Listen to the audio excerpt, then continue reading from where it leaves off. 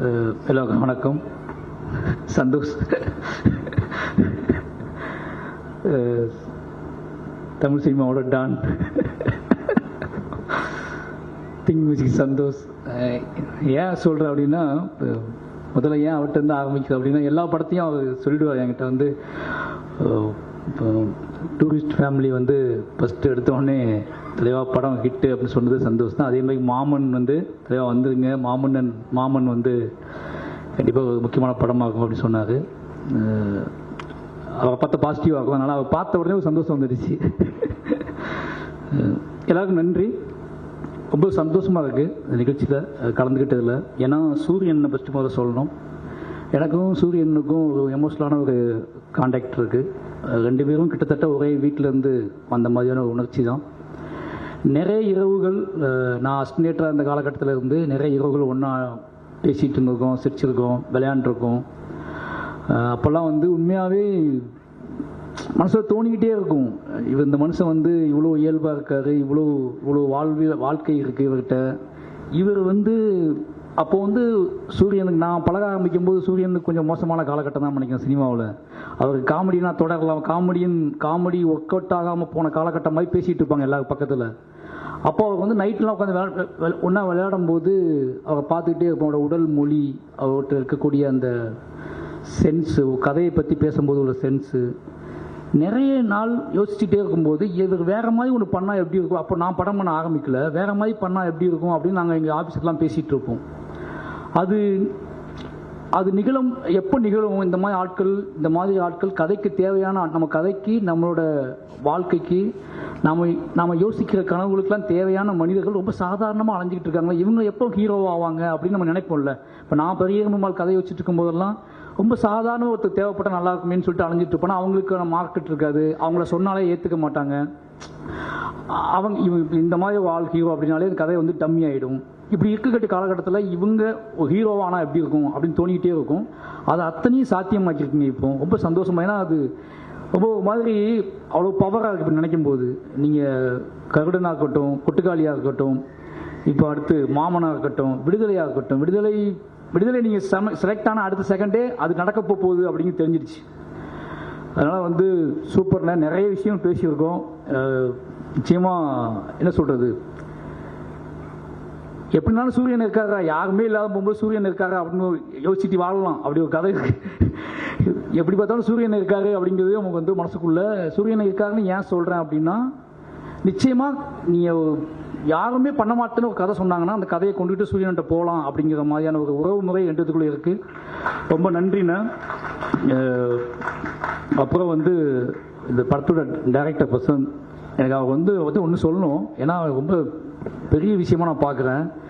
அந்த படத்தோட வெப்சீரிஸோட ஒரு ப்ரெஸ் மீட்டில் அவர் பேசினார். நான் ஒரு பிளாப் டைரக்டரு, விமல் ஒரு பிளாப் ஹீரோ, அப்புறம் வந்து ப்ரொடியூசர் ஒரு பிளாப் ப்ரொடியூசரு, நாங்கள் 3 பேரும் சேர்ந்து ஒன்று பண்ணியிருக்கோம், நீங்கள் வந்து பாருங்களேன் அப்படின்னு ஒரு வார்த்தை சொன்னார். நிஜமாகவே அது பெரிய விஷயமா இருந்துச்சு. எல்லோரும் சிரிச்சுக்கிட்டு ஆஃபீஸில் பேசிகிட்டு இருந்தாங்க. அதுக்கப்புறம் நான் வந்து மாமன்னன் ஷூட்டிங்கில் இருந்தேன். உதய் சார் தான் என்ன சொன்னார், விடுதலை விலங்கு சீரீஸ் பார்த்தீங்களான்னு கேட்டார். நான் சீரீஸ்லாம் பெருசாக பார்க்க மாட்டேன் சார் அப்படின்னா, டைம் இல்லை அப்படின்னு சொன்னேன். இல்லை அது நீங்கள் பாருங்களேன் அப்படின்னு சொன்னார். டெய்லி மாமன்னன் ஷூட்டிங்கில் நான் வந்து டெய்லி நைட் உட்காந்து பார்த்துட்டே இருந்தேன். அவ்வளோ சர்ப்ரைஸாக இருந்துச்சு. ஏன்னா நம்ம எதிர்பார்க்கவே இல்லைல்ல. நம்ம என்ன நினைப்போம்னா, நமக்கு இருக்க சில விஷயங்களை வச்சுக்கிட்டு நம்ம இது இவ்வளோ தான் இருக்கும், இதானே இருக்கும்னு நினச்சிட்டே இருப்போம்.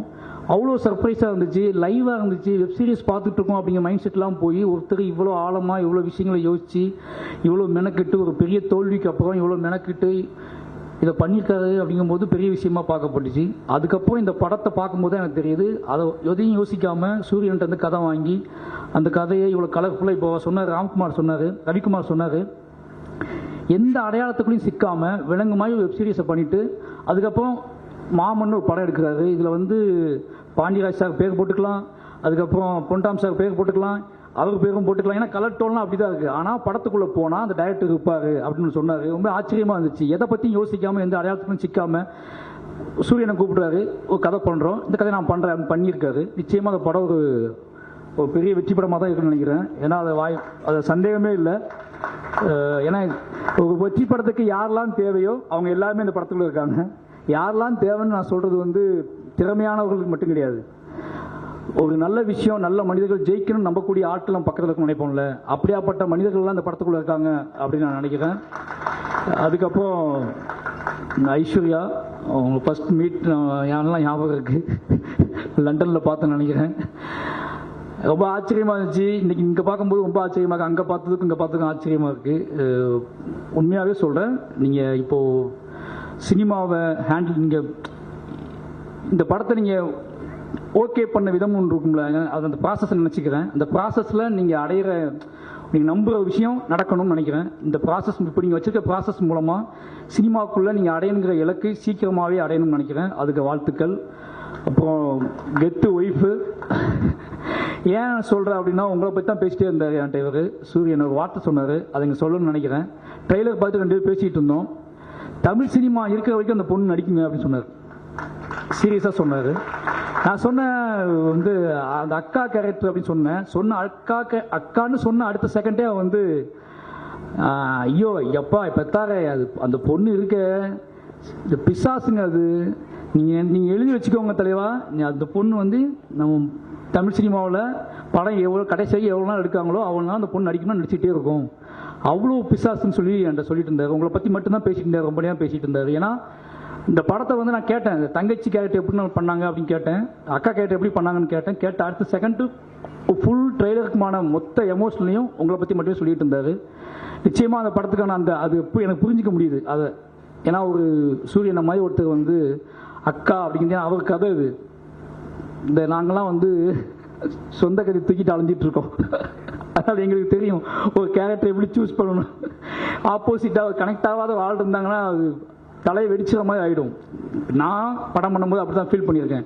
நான் சூஸ் பண்ணுற கேரக்டர், நான் தேர்வு செஞ்ச கதாபாத்திரங்கள், நடிகர்கள் ஏதோ வகையில் விலகி நின்றாங்க அப்படின்னா அன்றைய நாள் எனக்கு வந்து மோசமான நாளாக இருக்கும். ஒன்று நான் அவங்களுக்கு சைக்கோவாக தெரியுவேன், இல்லை அவங்க எனக்கு சைக்கோவாக தெரியுவாங்க. அது எனக்கு என்ன பண்ணே தெரியாது. அப்புறம் போய் கெஞ்சுவேன், போய் நைட்டுக்கான போய் கெஞ்சுவேன். அது எங்கள் அம்மா அப்படிம்பேன், அது எங்கள் அக்கா அப்படிம்பேன், அது எங்கள் அண்ணன் அப்படிம்பேன். ஏன்னா அப்படியே தூக்கி வச்சிருவோம் முன்னாடி, அது நீங்கள் வேறு யாரும் கிடையாதுங்க, அது எங்கள் அண்ணன், அதனால தான் உங்கள்கிட்ட அப்படி வேலை வாங்குறேன் புரிஞ்சுக்கோங்கன்னு சொல்லுவேன். ஏன்னா நிஜ மனிதர்களை நம்ம கதாபாத்திரங்களாக மாற்றும் போது நமக்கு தாங்கிக்க முடியாது சில விஷயங்களை. ஒரு சினிமாவுக்காக எக்ஸ்பீரியன்ஸ்க்காக ஒன்று பண்ணுறோம் அப்படின்னா அது ஓகே. நமக்குள்ள வழியை ஏற்படுத்திய நம்மளை ரொம்ப நமக்குள்ள இத்தனை நாள் தங்கி போன ஒரு கேரக்டரை இத்தனை நாள் நம்மளை வந்து நமக்குள்ளே உலுக்கி உரமாகி என்னைக்காவது என்னை வெளிக்காட்டிட மாட்டேயா அப்படின்னு ஏங்கிக்கிட்டு இருக்க கேரக்டர்ஸ் அது எல்லாமே. அந்த கேரக்டர்ஸை நம்ம வந்து போர்ட்ரேட் பண்ணும்போது அது சரியாக பண்ணலை, அதுலேருந்து ஏதோ ஒன்று கூட தென்பட மாட்டேங்குது அப்படின்னா அது பெரிய பெயின். கேரக்டர்ஸ்ட ஒவ்வொரு நடிகர்கள்ட்டையும் எங்களை மாதிரியான கிரியேட்டர்ஸ் எதிர்பார்க்கறது என்னன்னா, நான் நினச்சிக்கிட்டு இருக்க கேரக்டர்ஸ், அந்த கேரக்டர்ஸோட ஆட்டிடியூட், அந்த கேரக்டர்ஸோட ஏதோ ஒரு தன்மை இந்த நடிகர்கள்ட்ட வெளிப்பற்றாதான் நம்ம இயங்குவோம். அப்படி வெளிப்படுத்தக்கூடிய அத்தனையும் வெளிப்படுத்தக்கூடிய நடிகர்கள் தான் இந்த படத்தில் இருக்காங்க அப்படிங்கிற ஒரு பெரிய சந்தோஷம். அதுக்கெல்லாம் டானா ராஜ்கிரண் சார் இருக்காரு. சார் ரொம்ப என்ன சொல்றது, அம்மா அது சொல்ல முடியாது சார். நாங்கள் இப்போ அந்த இடத்துக்கு வந்துட்டு எல்லாருமே நிறைய பேசின மாதிரி இருக்கும். கிட்டத்தட்ட எனக்கு நல்லா ஞாபகம் இருக்குது, நம்ம கலைஞர் 100 நிகழ்ச்சியில் தான் அவங்க கூட உட்காந்துருந்தேன் ஒரு 3 hours. அப்போ நீங்கள் என்கிட்ட பேசினது, வடிவேல் சார் நீங்கள் நானும் 3 பேரும் பேசிக்கிட்டது ரொம்ப சந்தோஷமாக இருக்குது சார். அதாவது இத்தனை நாள் சினிமாக்குள்ளே நீங்கள் இவ்வளோ நாள் இருந்து கிராமத்து கதைகளோட, கிராமத்து மனிதர்களோட அத்தனை வேர்லேருந்து பிடிங்கிட்டு வந்து அது அத்தனையுமே வந்து நீங்கள் கடத்தின விதம் இருக்குல்ல, இது இன்னைக்கு எல்லாமே எங்கள் எல்லாத்துக்குமே வந்து அதுதான் ஒரு மூல பாடமாக இருக்குது.